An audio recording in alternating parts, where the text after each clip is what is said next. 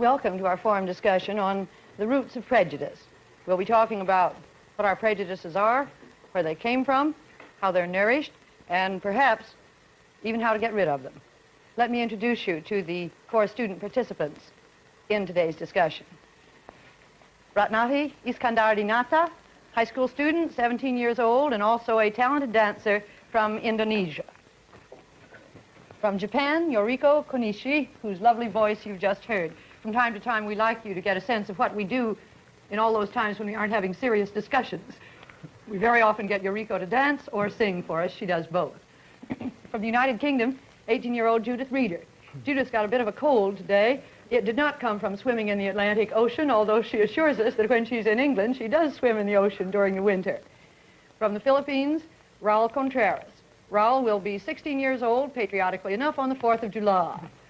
He may admit some prejudices, but one he obviously doesn't have is a prejudice against women, or he wouldn't have been willing to appear tonight with 3 women being the only male on the program. Now, on this question of prejudice, perhaps we ought to start out by trying to define what you think prejudices are. What do you think prejudice is, Ratnati? I think prejudice is a feeling of hate of people as a group or individual toward other people. You say a feeling of hate. Do you think prejudice is as strong as hate? Yes. When we ask somebody if he has a prejudice, then the answer will be, I hate such and such. Well, I suppose that is true. What do you think prejudice is, Eureka? Well, I have found that if somebody distinguishes between 2 white men, it is not prejudice. But if somebody distinguishes between a white man and a colored man, it is prejudice. I would define prejudice as a rigid opinion formed about a certain thing before there has been a just examination of the facts. When a person loses track of the dignity of the human soul and begins to judge others not on the basis of their being persons, but on the basis of race, creed, economic status, that is prejudice. Well, is it fair to ask you whether you have any prejudices? Well, I guess so, Mrs. Waller, and being brutally frank, I'm prejudiced against Japanese. Well, not to the extent that I hate them, no, not that way. But I got this, well, as a result of World War II. Because, well, I guess I was yet too young to understand what happened during those times. But I think that what my relatives and friends and the people who were witness to that unfaithful occasion, well, they just more than justified the fact. And I think it's justified for me to feel the same way because, well, I know that my people suffered very much under that rule. You still as prejudiced against the Japanese as you were? Well, 5 years ago, that prejudice of mine was, well, slightly fading away. But when Japan stubbornly refused to pay reparations to us, well, the prejudice began to brew again. But now I found out from close contact with Yoriko and other Japanese that Japan isn't ready to pay reparations yet, because as Yoriko said, some of them, and most of them, even have to suffer the cold in the classrooms because they can't afford to heat the schools. Yoriko, you've got any prejudices? Well, I don't have any prejudice for Philippines, but many Japanese people hate Korea because the president of Korea made the line, his own line, on the public sea between Korea and Japan. And if the Japanese fishermen go over the line, they are caught by Korean people, and they can't go home for a while. And we are trying to be a friend for Korea. Now that we've started, we better go on around the circle. Judith, you got any prejudices that you admit? Yes, I suppose I'd better admit them, although I'm English. I have some very foolish prejudices, you'll probably laugh. For instance, as soon as I meet a person with red hair, I always put myself on my guard because I have a silly prejudice that all red-headed people have terrible tempers, you know, that they're as passionate as the color of their hair. Oh, and then I have another silly prejudice. For example, when I first met the Australian delegate, Elizabeth Woodgate, who has been on television, I was shocked by her accent, because to me it sounds just like a Cockney accent would in England. And I hope I'm not conceited or anything, but a Cockney accent in England, you know, most English people would shudder a little bit when they hear it. But she very frankly told me that she shuddered when she heard my accent, so I got paid back for that, too. Why did she say she did? Oh, I think she imagines that, she said she really had to forget my accent in order to like me, because it was too formal. I gather most Americans think about that about the English as well. So. Ratnati, it's your turn. Well, sometimes I feel prejudice against the Dutch people when in school when I learned the history and learn how the Dutch people treated Indonesian. And I have some other prejudices of my own. That's I hate people who are proud and who feel that he is the master of the other people and who thinks that he knows everything than anybody else. Let's come back to you a minute, Raul. Are there any prejudices in the Philippines between groups of people? Yes, there are existing prejudices between groups of people. As a matter of fact, most of us still, well, are prejudiced against a group of hybrids, those who have more Spanish blood than Filipino blood in them, and we term them as mestizos.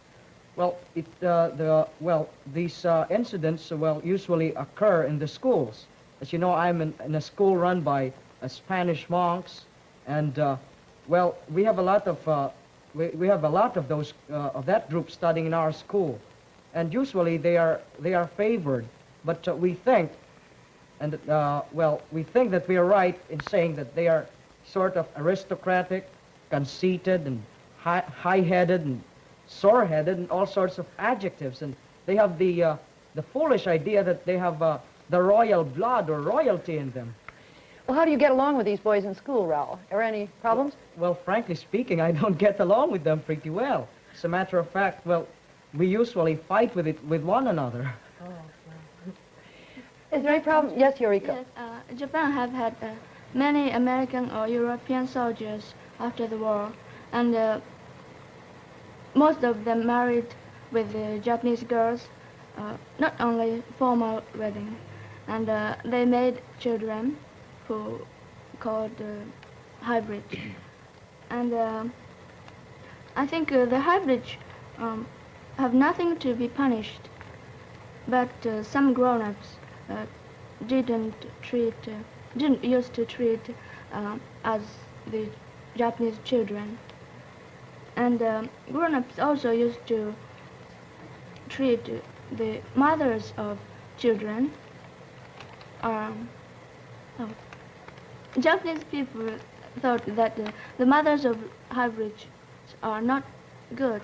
They are horrible because they married with foreign people, foreign boys, and many Japanese people don't like to marry with foreign people because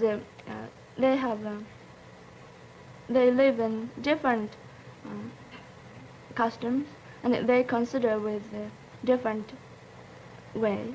You still have a strong, may I say, prejudice in Japan against marrying people from other countries, don't you? Well, yes. Eureka, Yeah. Could you tell us something about the status of women in Japan? We hear the strangest things, and you've been telling me the strangest things. Could you tell us more about it? Before the war? Yes, and now. Or before. Well, up to about 60 years ago, Japanese people thought that white people are horrible because they are almost red hairs and everything is so big about bodies. And quite a few people still think so. And in Japan, we think that something to be beautiful must be small and delicate. You could hardly apply the word delicate to some of the big soldiers we sent to Japan, could you? But I never knew that you looked down on us because we were big. That's very interesting. We're always proud of if the Western men are tall and handsome. We consider that yes. Oh, we're proud to be small and delicate. What you said about skin color, Eureka, I've heard that the Chinese speak about us as pink people instead of white people. It's so much more difficult to be proud of being a pink person, isn't it? Oh, yes, you're a pink person. Might as well face it, Judith. Here we are. I feel scarlet. Ratnati, let's get... I Yes? want to ask Judith. Judith, since British has so many colonies and, well, let's say, nearly all and all over the world, how do you feel towards the people in the colonies? Do you have some prejudice? No, I personally don't have any prejudice, at least I hope I don't, but I know that a lot of Europeans think of the Asians, for example, as rather lazy. I don't mean to be rude, but that used to be the impression we had. You know, when we started our colonization, we thought we were doing good to you. I know that you dislike, for example, in Indonesia, you dislike the Dutch there, but they probably thought they were helping you. They were not helping us. See, you mentioned that we are lazy. We are not exactly lazy, but they didn't give us a chance, see? And we didn't get experiments to build our country. Well, Judy, I don't think all Asians are lazy. No, please, you're misunderstanding me. I said that was a general opinion. Maybe not now, I hope certainly not. General opinion, but, well, when it's not, it's, well, sort of wrong to say that they are lazy. Let's just say that they've got the very flat feet that they can't lift them up. Because you've got to consider, for example, the climate in most of the regions in Asia. Well, it's just but natural. You can't just work with all the warm climate around you. Of course, you'd always feel like fanning yourself or going to an air-conditioned theater or something else where it's cold. Is there not only this difference of climate that explains a difference in tempo, but is there a difference in philosophy, too, that perhaps we in the West haven't appreciated, I wonder? Well, as far as I know it, and, well, I think you've mentioned it in this program, that Indians think that they should never soil their hands. And in the Philippines, I must admit that, well, we're sort of inclined to get white-collar jobs and swivel chairs. Most of us do, especially the new college graduates. We don't want to work with our hands. We want to have, well, big bosses and with pretty secretaries around us. That's the common tendency. Could you give a proof that we are lazy? Oh, gosh, now you put me in a corner. I was trying to give you an example. You criticize the countries which do, you criticize the Dutch, for example. But I know the British, when they started doing their colonization, they tried to help the countries they were in. But you think that we were butting in and taking away your opportunities? Well, yes, I think so. I'll give an example about the Dutch, that we didn't get a chance to be educated, for example. That was when the Dutch were there? Yeah. And do you think if the people in the colony get a chance to get free, you will give them? Do you think? Oh, now we're going right off the subject. Yeah. See, my friend from Malaya is very glad that Malaya will get the independence next year. She's very proud, and she tells everybody that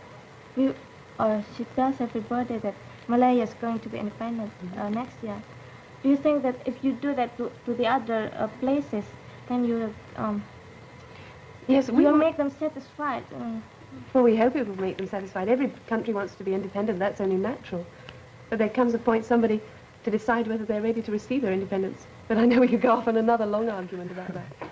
Maybe we can have what... I'm sorry, Ralph. Well, I was about to ask them, what do they think are the most common or basic causes of our prejudices? Is it mainly skin color? Well, maybe. Do you mean, for example, taking the American trouble in the South? I guess taking the American side of it, it's just that the white people don't want to mix themselves up with the colored ones. But what about the colored people? Perhaps they don't want to mix with the white people either. Well, what about, since you brought up the American race problem, I'd like to ask you, is it as bad as you thought it was going to be before you came, or is it better or worse? Well, I think it's what I've seen here and what I've heard while I am here and what I have read in the newspapers, it's just worse than I expected. Don't you agree, Judith? No, I don't agree. In England, we don't hear too much about the American problem, except, of course, when a certain case came up, and the Supreme Court decision, we heard a lot about it then, but not too much. And when I came here, I had imagined from the Tiller case that things would be really terrible in the South. And I found that there's a real feeling of optimism here. I stayed in a Negro family, and I was able to see the position, really a bird's eye view of it, you might say. And the first thing that impressed me was that the Negroes themselves were not happy about the situation, but were pleased. They were grateful for what progress had been made, and they were sure that the situation would continue to improve. Is that the 2 weeks you were in New Jersey that Yes, you stayed in the right, Negro family? when I was in the Negro family. I know that was in the northern part, and conditions are better there. And I was very impressed with that. They said it would be a slow process, but things were gradually improving. It was a matter of breaking down tradition, and I was very happy to find that. I'd like to know some of your other experiences with, yes, Eureka. I've never seen any evidences of racial prejudice in the United States, but I found out that most Negroes are laborers, and they don't have a high position on business. But I was very glad when I saw the Negro girl in South Orange, in Columbia High School, who was the vice president of the student council. I'm glad you did too. Yes, right now. Here in New York and New Jersey, I don't see any racial segregation or something like that. But when we stop in Williamsburg and we stop in Negro school, I saw it's very strictly. I mean, the Negro school go to the special Negro, and I was talking to some of the girls in the school, and I asked them how they feel about being segregated. But they said that they don't mind about that, and what they want is equal rights. And there are some places that they can go, such as restaurant or some clubs. And I think that since all Americans claim and emphasize that America is the most democratic country in the world, and as long as segregation exists, I don't think it's a democratic. I mean, pure democratic. Well, adding something to that, isn't it that, well, in the Pledge of Allegiance to the American flag, you mentioned something about, I pledge allegiance to the flag of the United States of America and to the republic for which it stands, one nation indivisible under God, with liberty and justice for all. Well, the last phrase just doesn't suit everything. I mean, with this segregation problem here and the discrimination against colored people, how in the world could you have liberty and justice for all? And in one of my hospitality periods, I didn't expect that even the kids could carry it that far. I had the, well, privilege, I should say, of attending one of the dances sponsored by one of the civic groups. And I just noticed that, well, it was a big dance floor, and all the white kids were assembled on the left side, and the most, well, shall we say, not strategic part of the ballroom, well, all the colored boys and girls were in there.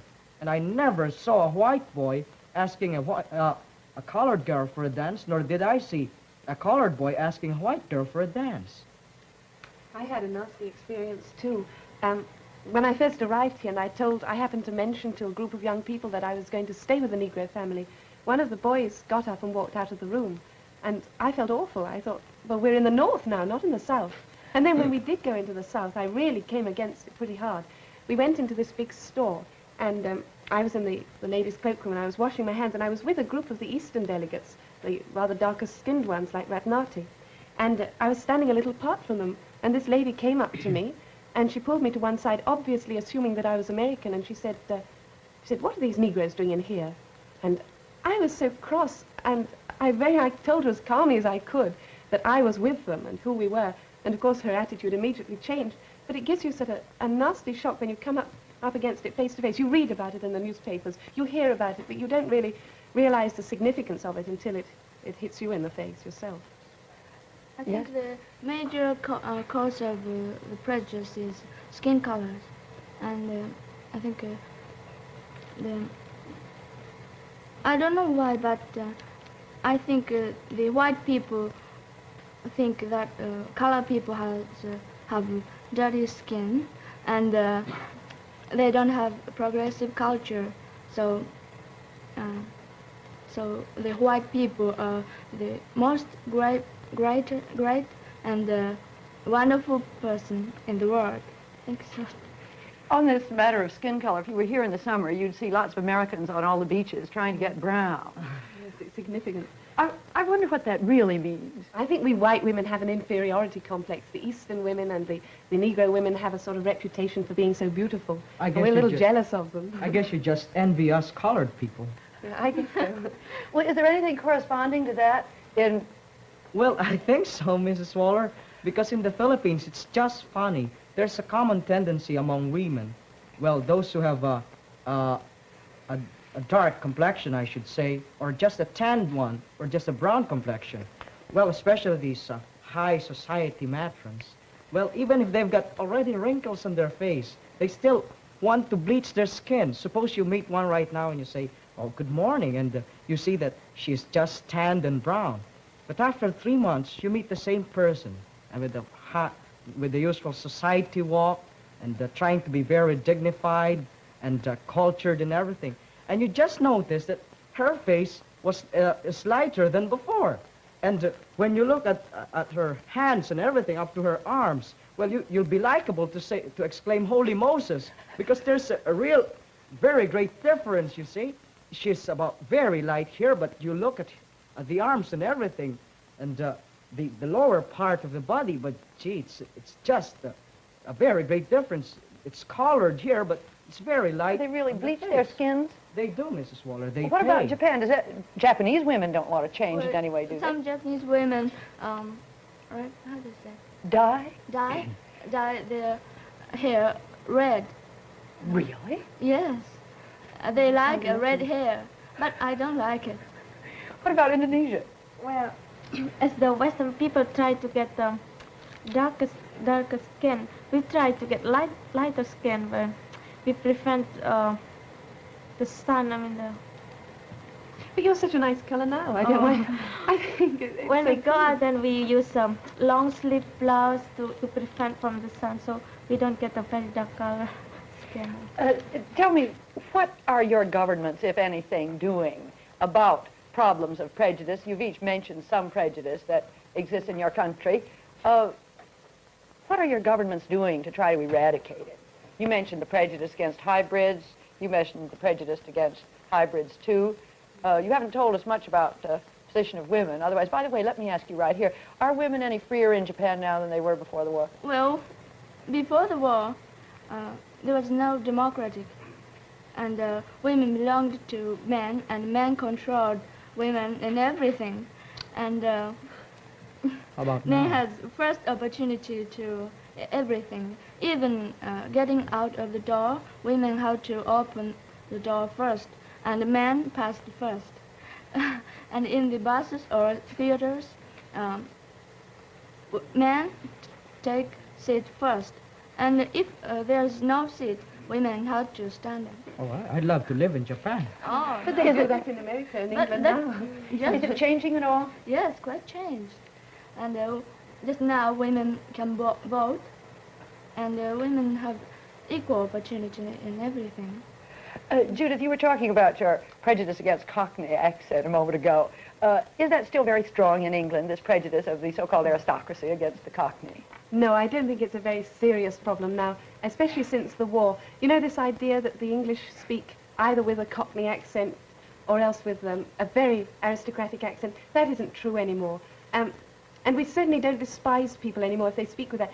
If you go into the House of Parliament now, you will often hear a North Country accent or a Welsh accent or even a Cockney accent. And we're proud of those kind of people because they are the people who got us through the last war, and nobody would dare say anything against them. In fact, it's the aristocratic accent which is the other side of the fence, and people laugh at that nowadays, I'm afraid. In fact, you may think that my accent is a little cultured, but I assure you back in England, I have not quite a Cockney accent, but still an accent.